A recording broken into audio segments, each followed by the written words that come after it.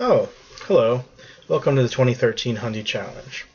Today we're going to be discussing The Taming of the Shrew by Finding Forrester. Dee-doo-dee-doo-doo, dee-doo-dee-doo-dee-doo-dee-doo-doo, dee-doo-dee-doo-doo, dee-doo-dee-doo-dee-doo-dee-doo-doo. Why do we read? Why, having once read something, do we continue reading different things? Do we expect to be surprised?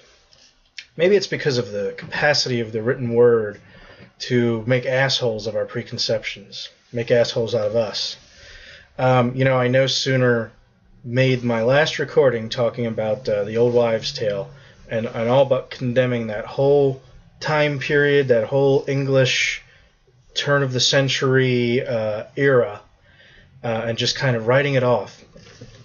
And the next book, and I don't plan these. I don't plan these. I've discussed before. It's not quite random. It has a lot to do with what books the library has and that kind of thing. But there's no rhyme or reason to the order in which I'm reading these books, aside from that most of them come from the Modern Library list.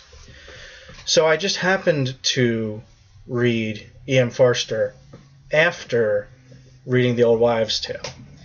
And here was the complete all the concerns, all the complaints that I made in my last video. You can pretty much take this book and say, oh, well, he addressed all of them. So I said last time, why do they feel the need to give us a whole cradle-to-grave thing? That's not really a novel. Here's A Room with a View. It starts with a girl in her, late teens, early 20s, and it ends a few months or maybe a year or two later. It's just that time period, just that interesting time period of her life when the novel took place. There was actually a story. It wasn't just a series of incidents. It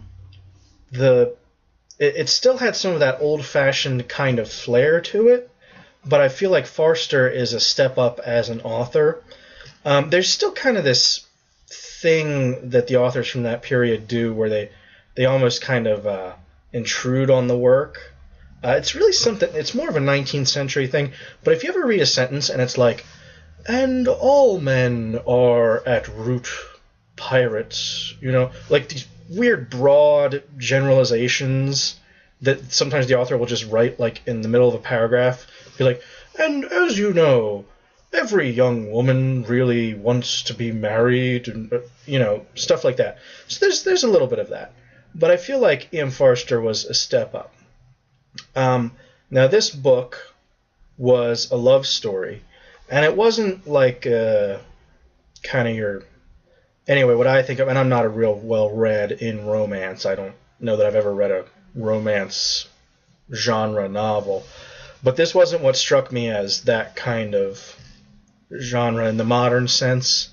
It had a sort of a love triangle, and it was about this girl, Lucy, who she meets a guy in Italy who's like not the right type, I think was the term that they kept using.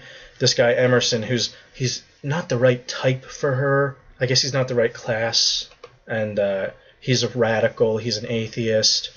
So they fall in love, or at least they're at that point where they're falling in love. And then she returns to England, and she gets engaged to a guy that's much more appropriate for her to be engaged to. And then through this whole sort of series of... It's almost kind of farcical, but, whatever. It's a novel. Everyone who they knew in Italy interferes with their life back in England. And so, like, one of the women that they knew was a novelist, and apparently Lucy's chaperone, who's just kind of this horrible, nasty cousin of hers, apparently told the novelist that she fell in love with the wrong type. And so this novel comes out that's ostensibly about Lucy without, naming her. And so everyone sort of knows about her secret shame. And then she actually goes ahead and breaks off the engagement and kind of, proves herself to be, I guess, what we'd consider now a more modern woman, and gets with George Emerson out of love. This was a fast read. It wasn't a slug. It was, seriously, when I say all of my complaints about The Old Wives' Tale and this genre, this book addressed.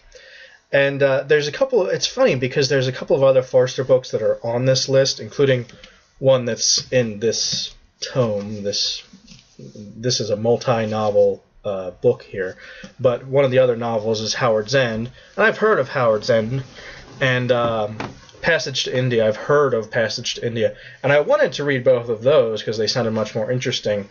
But anyway, you don't care about all this stuff, but I just read Stud's Lawn again, and I just read The Old Wives' Tale, and they're both really long, and Room with a View was rather short.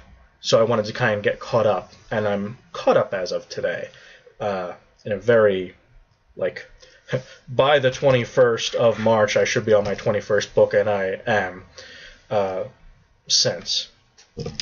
So anyway, real breath of fresh air. I'm really expecting bigger things from Forster, from the more famous novels. I'm looking forward to them.